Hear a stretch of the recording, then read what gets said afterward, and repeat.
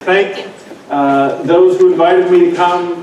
Thank you for coming out, especially on a snowy Minnesota day. I sometimes will irritate a number of my fellow Virginians by reminding them that winter is one of the reasons why the South lost the Civil War, because Southerners didn't do well in the cold. It really irritates them, which I enjoy thoroughly. Also, considering some of the talk over lunch in here, I have a trivia question for you to see who knows the answer. And that is, what year was the last pension from the American Civil War paid? 1949. 1995. I hear 1995. 1949. 1949. 1959. You're all wrong. June of 2020 was the last Civil War pension paid. So, congratulations, America. We finally finished paying off the American Civil War. Now we just need to pay off all the other wars in between that we're still paying for.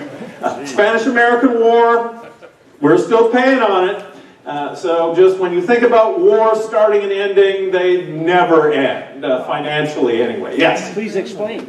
What would you like explained? Well, how Why? was this? Oh, okay. Quite simple. The way the federal pension laws worked, Congress fiddled with them occasionally in the decades after the Civil War, but generally the way it worked is the widow of the soldier could get the pension. No surprise there. And then the children, if there was any physically or mentally disabled children from that marriage, the child could get the pension for life. And that's how, and also you have circumstances where, 18-year-old in 1865, maybe marries, is widowed, marries again in the 1920s. You have a 75-year-old marrying a 20-year-old. And a number of children can be produced and were, and that's how you get to June of 2020 when the last Civil War pension was paid out. It was exactly one of those circumstances. In fact, the last holder of that pension was a Southerner.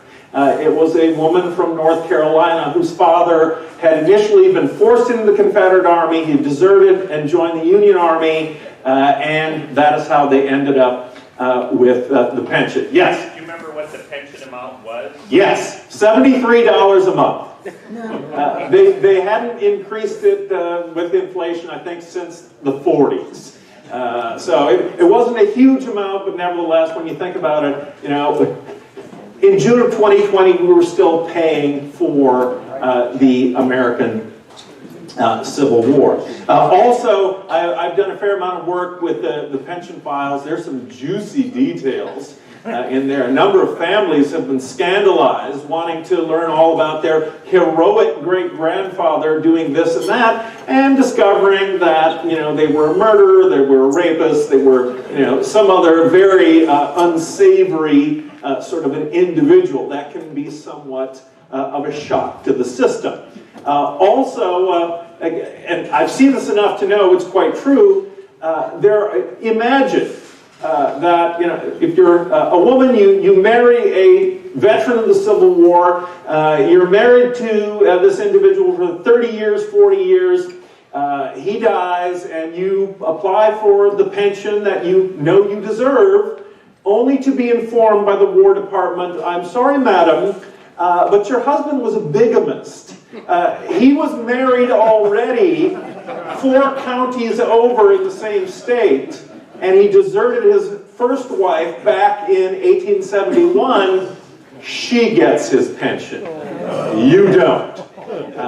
Talk about an unexpected and very unpleasant shock. There was plenty of... Surprising, I've encountered this enough personally to know it wasn't just kind of a one-off that occasionally would happen. So, Civil War veterans were not all, paragons of virtue, to say the least. Well, my first talk is on Uncle Sam's webbed feet. We're going to be talking about, or at least I'm going to try to talk about, if my computer will Maybe I need to come here. Maybe it won't fit. There we go again. Plan B. Steve will give another try. Should be out. Oh, there we go. I got figured it out. Well, what I'd like to start talking about is how, actually, if I can turn this just so I can see where I'm at too without tons of turning around, that the Civil War in the Midwest, especially the River War, was an unusual conflict. And the drive to open the Mississippi River was very much tied to the commercial interests, the agricultural interests of the Midwest. Midwest farmers needed to have the Mississippi open for their commercial purposes, otherwise ruin would follow in suit. Railroad networks by the 1860s certainly had grown, as previous slides in another presentation showed, but they were not nearly well enough developed to handle the volume of traffic that they would have needed in order to replace riverborne transport. So opening up the Mississippi River was absolutely vital. And it was a military objective that Lincoln very much put his weight behind. And goodness knows, as a politician from Illinois, Lincoln knew, I think I mentioned previously, Lincoln had floated down the length of the Mississippi River, at least from Illinois, down to New Orleans not once but twice. So he was fully cognizant of the importance of that river. And of course, it's not just the Mississippi. It's the Ohio, it's the Tennessee, it's the Cumberland, it's the Red River. All those tributaries flow into the Mississippi, and they are all highways for commerce. Now, one of the reasons why, wrong way. One of the reasons why the River War is so unusual is because, of course, it was unexpected. The United States had never plotted out any defensive points, at least from a foreign enemy coming up the river perspective, aside from blocking the mouth of the river at New Orleans. After America's rather unhappy experience in the War of 1812, there was a crash course of fort building that went on, especially along the eastern seaboard and the port cities in the south. Those forts were built to the technological standards of the day, which largely meant brick and mortar. Their design was still very much that of the French military engineer Vauban in its star shape. And these forts were powerful. If you're dealing with sailing vessels firing smooth-bore cannon. As technology advances, once you get the twin combination of rifled cannon, high explosive shell, and steam power, brick and mortar forts based at the mouths of rivers or harbors lose a good portion of their effectiveness. And that certainly is going to be proven in the war. This idea of steam power gives rise to opportunities naval commanders hadn't really had before. And that is being able to literally bull past fortifications, to just run the gauntlet or run the batteries. This is going to be a tactic that is going to be used on a number of occasions very successfully in the Civil War. And I found a great quote last night that I wanted to make sure I included because it mentioned St. Paul. And what could be more fitting, since we're almost at the headwaters of the Mississippi, to be talking about the River War. This is a comment in a private diary by Lincoln's cabinet member, Edward Bates, in which he says, look, you cannot divide the Mississippi River. You can change the government of the nation, but you cannot divide the river. And therefore, this thought Southerners have that somehow you can create two separate nations, both using portions of that river, was just never going to be a real possibility. The war on the river, as I said, it's not an idea that U.S. military planners had given much thought to. No one's expecting a war to break out in the country itself. You know, our fears were for foreign invasion, foreign naval attack, not attack from fellow Americans. And of course, with new technology, or with the rise of steam power, and in just a moment I'll talk about ironclad warships, a new means of defense needs to be created. This is really a problem the Confederacy has, that it has all kinds of vulnerable weaknesses. How do you shut off the flow of northern commerce or northern warships from southern rivers? Well, you can't, they don't have time, they don't have the money, and the technology, as it proves, is outdated. You can't build brick and mortar forts. The next best option are earthen forts. This actually had been proven in the Crimean War. If you look at the siege of Sebastopol, the Russians and the French and the British were also by this time using earthworks as a means to absorb artillery fire. And here you have, does anyone recognize this vista? It's Fort Donelson. It's the water battery at Fort Donelson. And because of the dam that is part of the TVA, the river levels that exist sort of in the photograph are about what they were in 1862. And this is the vision that Confederate gunners had of Union vessels coming upriver in February of 1862. Also, because, as it will be proven, the Confederacy is not going to be able to match Northern technological and industrial might.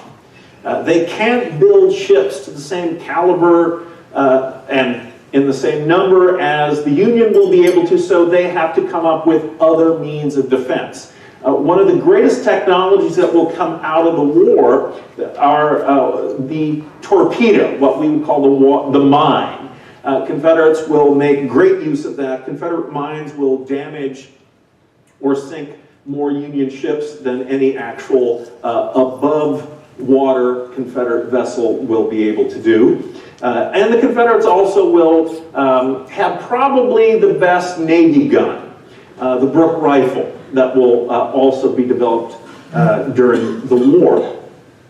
But this question of a new type of defense in this new age of steam is going to be wrestled with. From the Northern perspective, from the Union's perspective, no one's thought about creating a navy on inland waters before. All of this has to be done ad hoc, extemporaneously. And it is the first three timber clads known as the Lexington, the Conestoga, and the Tyler. These are going to be the first federal warships on inland waters. In fact, I would say ever. No federal warship had ever had to sail the Mississippi. You know, that was an internal waterway. Foreign opponents were not, anywhere near. And the Civil War is going to be the first large-scale conflict in which steam power is going to play a major role. Now, as has been alluded to, the Crimean War saw kind of the introduction of steam and armor to combat, but it's going to be the American Civil War that's really going to put that on international display. And these are new military problems that people are going to have to create new military solutions to.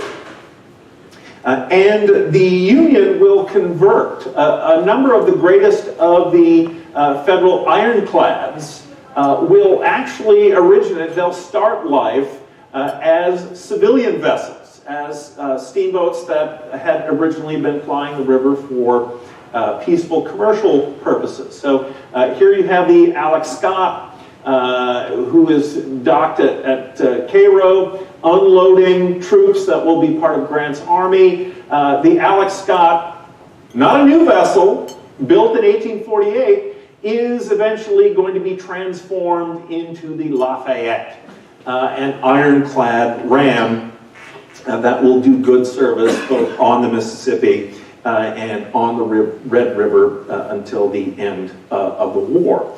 Now, you have two deep water naval officers who are originally responsible for creating the Union's Mississippi Squadron. You have Andrew Foote and John Rogers. Rogers, who comes from a great American naval family, is sent west first, and his orders aren't exactly clear, and I'll have more to say about this in just a moment or two. Rogers thinks he's acting on behalf of the Navy, when in reality he's acting on behalf of the Army. He will purchase those three vessels, the Conestoga, the Tyler, and the Lexington, and start turning them into timber-clad gunboats by kind of issuing IOUs on the Navy's account. And when those IOUs arrive at the Navy Department, Gideon Wells censors him severely, saying that, no, the Navy has nothing to do with inland waters. That's the Army's problem. Those are Army vessels. Go to Montgomery Meigs, the Quartermaster General, and get your money from him, which is what he does do. But the gunboat fleet initially is going to be a weird hybrid.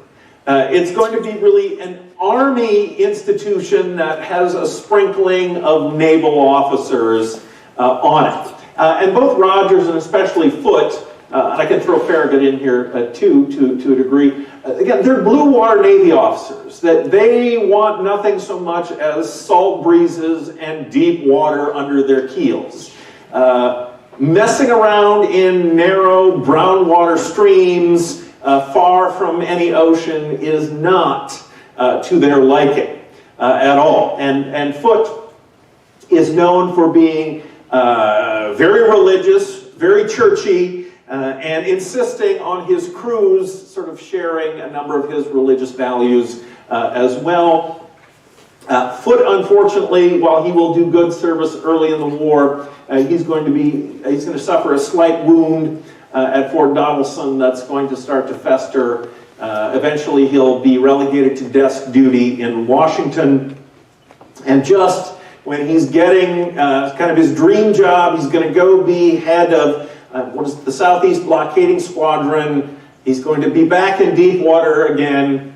He dies and is not able to, stomp the quarterdeck as he once had hoped. The federal government is going to be able to call upon American ingenuity and men of great ingenuity and talent. One of the greatest is James B. Eads, who also is involved in a bridge over the Mississippi River, which is also subject to a number of litigation. Eads is the snag boat king of the Mississippi. That is, he and a couple of investors in the 1850s figured out, all these steamboats are wrecking or hitting sunken trees known as snags and sinking. Their insurance companies pay off the owners, and those vessels with their cargo still on them are just sitting rotting in the water. Why don't we go and, in a sense, raise those vessels or raise as much of them and get as much of the cargo out as we can? And he does. And he makes a fortune out of it. He is a millionaire by the time the war breaks out. And he proposes to the federal government building ironclads for service in the Mississippi Valley. He will go to Boston naval engineer Samuel Pooke to have him kind of design it, but it's Eads. It's his drive, it's his ingenuity, and frankly, to a degree, it's his money, because he starts paying for the building of a number of these ironclads out of his own pocket first. I've seen the actual letters Eads writes into the Navy Department saying, you know, you are $80,000 in arrears in payments. You know, I've got workers that are working 24-hour shifts. I need, you know, cash. I need reimbursement for this. And it will turn out that the federal government will pay about $190,000 for each of these vessels. And if you're ever dealing in Civil War money, kind of the standard rule of thumb is you have to multiply everything by 100 if you want to kind of get it up closer to a modern value. Eads will convert his biggest snag boat into one of the biggest and the best, longest-serving ironclads, the Benton, which will serve as, for a time, the flagship of the Mississippi Squadron. Pook, there he is, kind of in the center. It was the only photograph I could find of him, kind of in a family grouping. He's the one that comes up with this design of a sloping casemate, an armored pilot house. But what a lot of people don't understand about the ironclads, especially the Pook turtles, is, you know, the heaviest armor is in front, really from the smokestacks forward, and as you go further back, the armor gets very light, including in the rear. And that becomes a problem when you're dealing with twisting Mississippi currents, and the vessels, in some cases, will literally spin around under combat. So a lucky shot here or there can place them out of action, and did. There were a couple of them that had boilers blown up. Talking about gruesome cleanup, there were a number of occasions where, again, a steam boiler exploded by a shell. You have men that are scalded to death that are, in a sense, frozen literally in the position they were, like the people at Pompeii with Vesuvius, in the act of, I think there was a pilot who was literally in the act of pulling one of the engine cords when he was killed. These vessels are completely experimental. There is no game plan that American naval engineers can go to saying, you know, this is how you design a river gunboat for the modern era. All of this is new. All of it is really trial and error, and there definitely are some errors that are made. As I said, it is a hybrid institution. The Army quartermaster is the one who pays for the construction of these vessels. The vessels are really controlled and owned by the Army. They have a sprinkling of regular Navy officers in command of them, but fleshing out their crews was also problematic. They had to engage in recruitment among what were called the watermen of the Great Lakes. There was even a recruiting effort. Something like 1,000 men from the Army of the Potomac will volunteer for service on the Mississippi Squadron and be shipped west to learn about being a river sailor. And certainly, you know, these naval commanders didn't, you know, they're used to commanding, you know, big ocean-going ships, and now these squat, turtley-looking vessels is what they now have to call home, and it is, you know, from a traditional naval perspective, not exactly the type of service you necessarily would want to engage in. And of course, they were untested as well. That the first outing of the ironclads of the city class, because the first 7 ironclads that are built by Eads all are given names of river towns: Carondelet, Mound City, Cincinnati, Louisville, etc. Their first really test in battle is with Fort Henry. And as you can see, because of flooding, Fort Henry is practically submerged, and Foote is kind of a very, you know, grab the bull by the horns, kind of a naval commander. He drives the ironclads into almost point-blank range and is able to blast the fort into submission. And so the ironclad's first encounter with earthworks is, you know, score 1 for the ironclads. They are able to blast the fort into surrender. with a fair amount of speed. Now, they do take a number of losses as well. But when Foote tries this exact same strategy at Fort Donelson, it's a very different result, because Fort Donelson is seated on a much higher elevation. You have plunging fire coming in. Also, the top decks of the ironclads, sort of the roof, if you will, of the casemates are not armored. So if a plunging shot is able to come down at the right angle, it can smash right through and can actually sink it if the shot hits well enough. And so when Foote attempts to drive in close at Fort Donelson, the plunging fire punishes the ironclads. This is where one of them loses a boiler. Several of them are knocked out of action. And because of the flow of both the Cumberland and the Tennessee rivers, if they're knocked out of action, they float back north. They float to safety. That is not going to be true on the Mississippi, and that's one of the reasons why, after his chastisement at Fort Donelson, Foote is going to be a very cautious naval commander when it comes to dealing with the next great Confederate fortress on the river, and that is Island Number 10. It's called Island Number 10 because it is the 10th island south of the confluence of the Mississippi and the Ohio rivers. At Island Number 10, their Confederates have been frantically building fortifications, although they've kind of let things slide for a number of months before really being concerned. And the problem then is, because Island Number 10 sits right down at the base of this hairpin curve, that it's not going to be easy to attack. And it's going to have batteries that are placed at commanding levels that will seemingly command the approaches. Foote will settle into basically a siege, using his gunboats, using mortar boats, to try to shell Island Number 10 into submission. This goes on for a number of weeks, and you have, there was a case of an Army officer, or someone asking an Army officer what the Navy was doing, and the response was, they're bombarding the state of Tennessee at long range.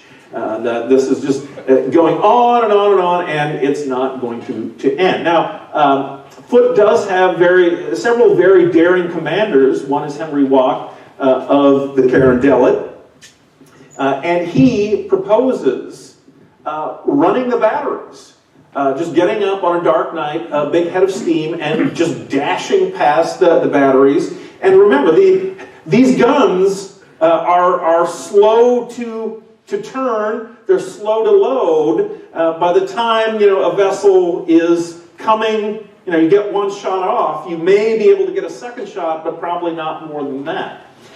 Foote is terrified that he's going to lose an ironclad, that they're going to get knocked out of action, they're going to drift into Confederate hands, and then the River War is going to take a very different turn. Finally, in early April, Foote gives the go-ahead, very reluctantly. And Watt does take the Carondelet past the Island Number 10 batteries. It's a made-for-TV moment. It's literally a dark and stormy night. They've blacked out all the lights. No one's allowed to talk. They're drifting with the current. And then, just at the wrong moment in time, because they've taken the steam exhaust valves that would normally vent up through the chimneys. They've taken, because they make noise, you can hear the puff, puff, puff of the steam engines.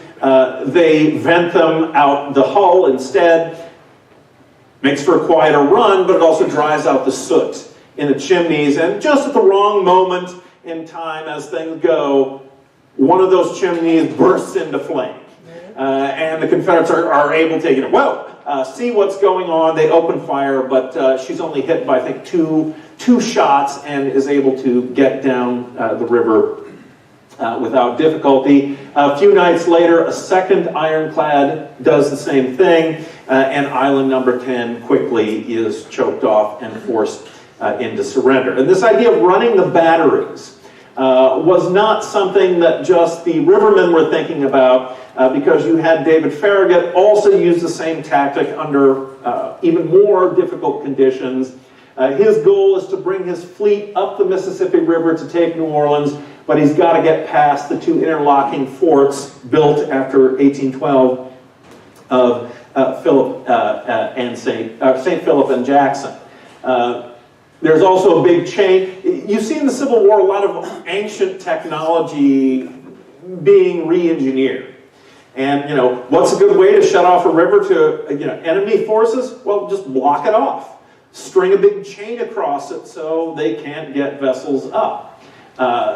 Farragut has to deal with that, as well as the Confederates have an ironclad that they've been building at New Orleans that, you know, looks very impressive, but unfortunately doesn't have working engines. And Farragut is able to, with some loss certainly, steam past the forts and take New Orleans, which was the South's greatest city. The fall of New Orleans sent shockwaves across the South that in many ways they never recovered from. The other big stumbling block on the river will be Vicksburg. And Vicksburg, if Fort Donelson had elevation for its fortifications, Vicksburg is that in spades, quite literally. And both, you have the Vicksburg batteries run not once, not twice, but actually on a number of occasions, both by Farragut's Blue Water Fleet coming north and by the gunboat flotilla coming south. And it's the run in May of 1863 that enables Grant to move his army across the Mississippi south of Vicksburg and get it on more favorable maneuvering ground. And eventually it's going to end with the surrender of Vicksburg and the grasp of the Confederacy on the Mississippi to formally be broken. But along lines of old technology being made new again, the idea of ramming, that ancient naval technology that, to my mind, really hadn't been used very successfully since the Battle of Lepanto in 1571. The idea of you have these galleys, with these sharp prows that you ram your opponent and destroy them that way. In the age of sail, that really didn't work terribly well. It's only when you have steam power now that this idea of ramming comes back. And here in the United States, he's been writing about it, he's been talking about it for years. You have Charles R. Ellet, who is able to sell the Lincoln administration on creating a special ram fleet on the Mississippi. Just to give you an idea of how the administration of the gunboat flotilla worked, is that the gunboat flotilla kind of was the property and jurisdiction of the Army until the autumn of 1862, when it gets formally handed over to the Navy, but not the Ellet ram fleet. That remains under Army auspices, again, much to naval commander's chagrin. Ellet and his 19-year-old son are very much practitioners of this idea of speed ramming. They convert several fast packets to rams, and they really prove their worth on a number of occasions, but most famously in the summer of 1862 at the Battle of Memphis, where they literally charged through the line of Union gunboats to meet the Confederate rams that have been coming out to meet the fleet, and basically smashed them to smithereens. And so this idea of ramming as a technique comes back because of steam power. Now, one of the great workhorses of the river fleet is going to be what are known as tinclads. Kind of like timberclads, only with some sort of armament, usually 2-inch boilerplate placed around their most vital regions. These tinclads are going to range up and down all the rivers of the South, at least empty into the Mississippi. They are going to do really yeoman work in battling guerrillas, in patrolling, in escorting convoys. They are going to be a very important component of the River War, as will be even much smaller vessels on streams where steamers cannot really reach. For Grant's Chattanooga campaign, this little vessel here is built kind of on the spot by a number of Union Army engineers. That they take a coal barge from here, a steam engine from there, and they come up with this little vessel that proves to be vital in supplying Grant's army that will make the Battle of Missionary Ridge such a tremendous Union success. Also in sort of talking about more civilian pursuits, or at least the idea of healthcare on the river, a number of vessels will be converted into floating hospitals. This particular vessel was known as the Red Rover. It was a Confederate vessel captured at Island Number 10 and converted into a giant floating hospital that accompanied the Union Army and the Union fleets through its campaigns into 1864. Now, you do have a great deal of supply for Union armies being carried on civilian vessels, vessels that have been contracted by the federal government to perform certain tasks. If you want to look at the contracts, you can. They're all at the National Archives. In my innocence as a neophyte student, I always went to the OR, the 128 volumes of the war records, thinking, oh, that's all the records of the Civil War. It's only about 1/10 of the records that actually exist. There are lots and lots of Civil War records that have never been tampered with, never been looked at since. And with mixed results. If you think back to the picture I just showed you about the Union fleet running the Vicksburg batteries, when Porter makes that run, he brings along with him several civilian vessels whose owners at the last minute decide they don't want to risk their craft and they try to turn around. Kind of like the Russian army today, but Porter has what were called blockers, that he's got 2 gunboats trailing and forces them kind of like a sheepdog to, no, you're not going back, you're going that way. And gets them through. In fact, one does get sunk, but the rest do get through. And the Quartermaster Department will even build a number of its own steamers.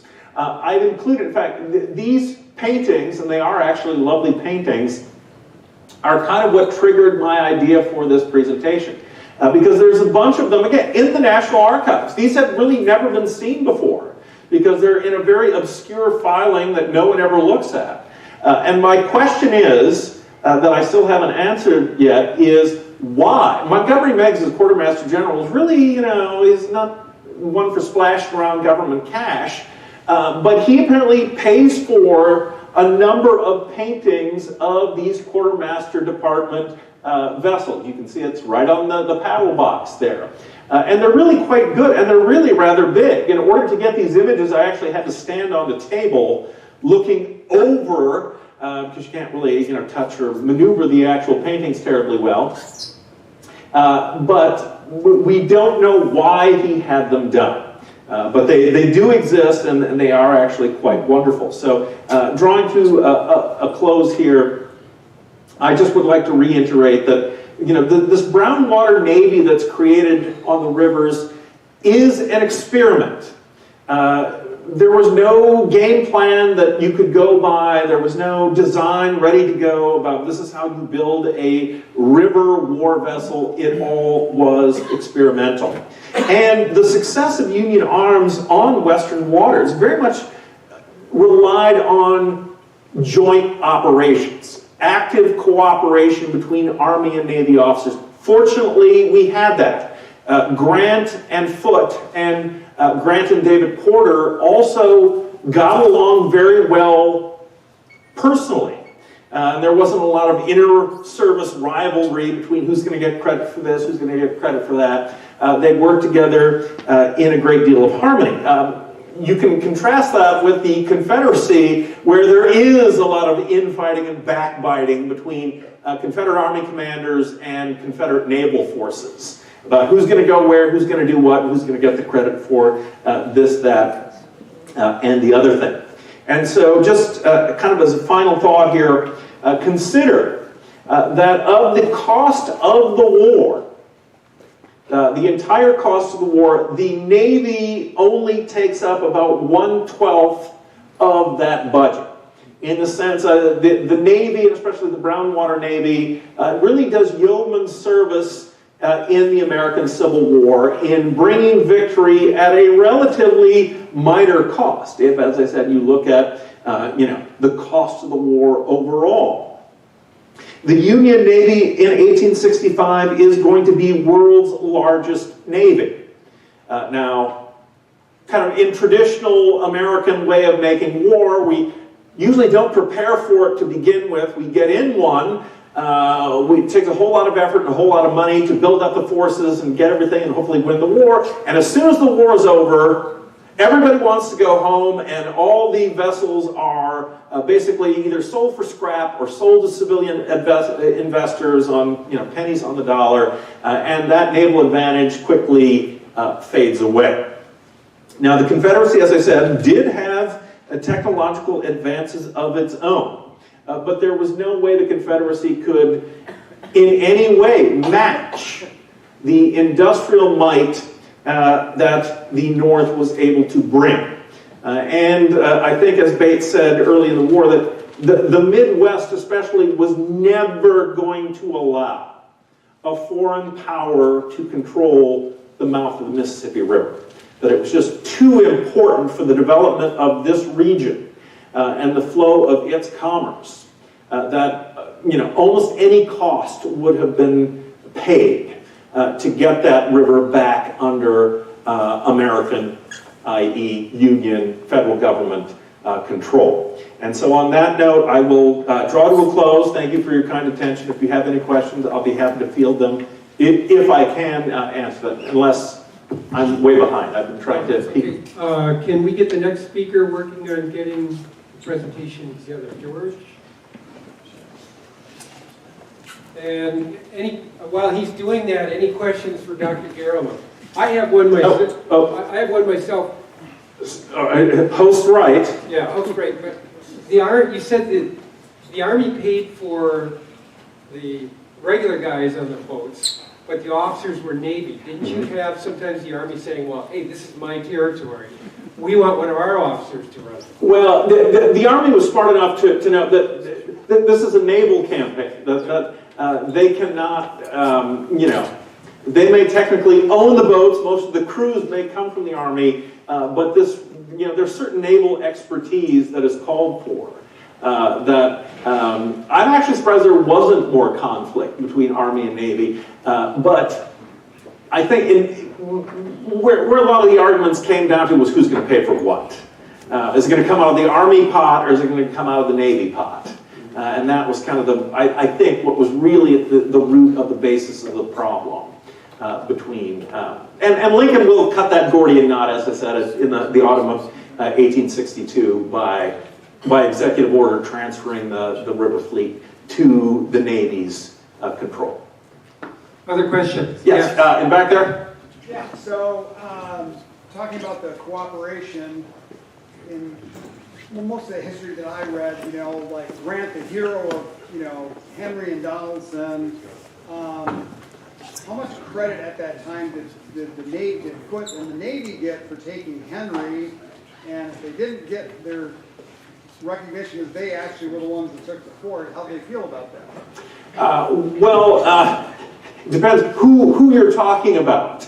Usually the commanding officers always feel that they should have gotten more credit for it.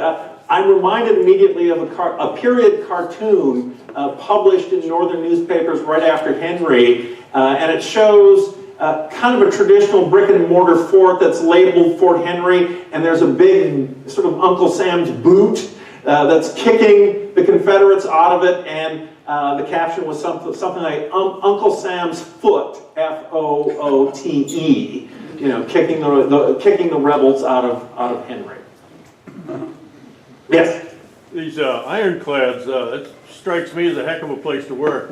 Any comments on the heat in the summer when you're on an iron boat, or freezing to death in the winter?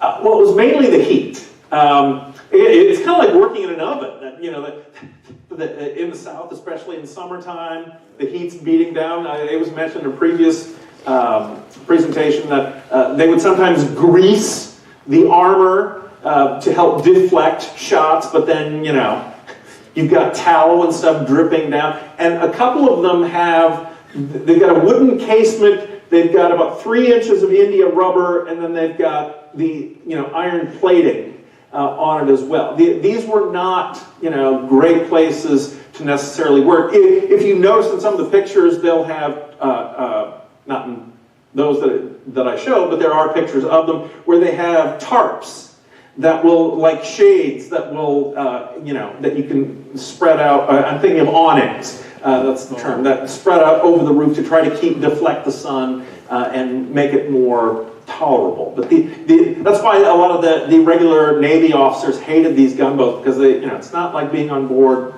a vessel, you know, at sea, cramped as that might have been. So the condition, well, as bad as they are in the poop turtles, it's worse in the monitors because you are, you know, underground, you're literally under the water, and there's not a great ventilation, and you know, it's no fun time. Although speaking of some of those monitors that were built during the war, they're still patrolling U.S. harbors as late as 1900. They're still on the reserve list of, you know, if the Germans or something sail into New York Harbor, you know, one of these, the Onondaga is somehow going to, you know, fire up and go out and, you know, try to challenge them. Yes? You mentioned the light draft steamer that opened the Cracker Line at Chattanooga. Does anybody here know the Minnesota connection to that? Leduc, William Leduc of Hastings, Minnesota. Opening the Cracker Line and setting up that steamer. Okay. Sure. I didn't know that. Yes? So what was the difference in construction between the deep water ironclads and the river ironclads? And what was the typical size of the crews of the different types of ironclads? It depended. The Benton, which is one of the biggest of the river ironclads, I think has a ship's company of about 168.